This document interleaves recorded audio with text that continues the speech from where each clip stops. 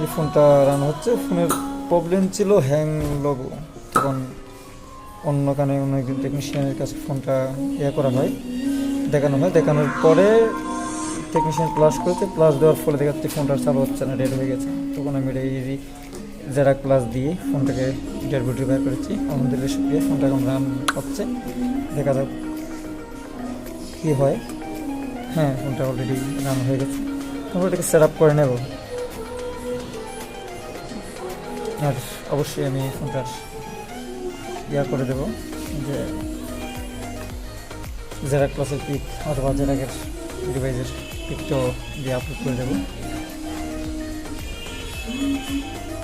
এটা পুরোপুরি ভিডিও করি নাই, কারণ ভিতরের মানে যে কাজগুলো হয়েছিল অনেক হার্ড ছিল কাজ। তখন আমি প্রথমেই মনে ভাবছিলাম ওইটি হবে কি হবে না, যার জন্য সম্পূর্ণ ভিডিও করতে পারিনি। তার জন্য আন্তরিকভাবে দুঃখিত। দেখা গেছে ফোনটা সাকসেসফুল হয়েছে, কারণ শুধুমাত্র স্ক্রিনশটগুলাই রেখেছি আপনাদের কাছে তুলে ধরার জন্য। যদি কোনো ব্যক্তি ইউএফআই অথবা জেরাক ক্লাসের সাপোর্ট চান, অবশ্যই সাপোর্ট নিতে পারবেন মোবাইল এক্সপার্ট ট্রেনিং সেন্টার থেকে। আর যদি আমার কোনো কাজে ব্যতিক্রম হয়, ভুল হয়ে থাকে, তাহলে ক্ষমার দৃষ্টিতে দেখবেন, এই আশা প্রত্যাশা রাখবো সকল টেকনিশিয়ান ভাইয়ের প্রতি।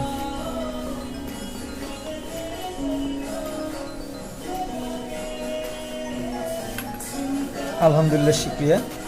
ফোনটা দেখা যাচ্ছে ইতিমধ্যেই ফোনটা কমপ্লিট হলো, সেট আপ কমপ্লিট হলো। তো দেখতে পাচ্ছি সব কিছু ওকে আছে। যাই হোক, এই যে ফোনের অ্যাবাউট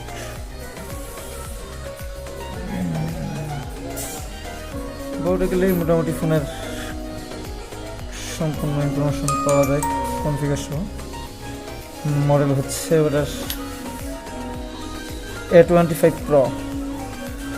তাই দেখেন আইমি নাম্বার ঠিক আছে। পাশাপাশি যেগুলোতে অনেক সময় ডেড বুটি বের করলে প্রবলেম দেখাতে পারে, ফ্লাশিং যারা করে তাদের ক্ষেত্রেও প্রবলেম দেখায়।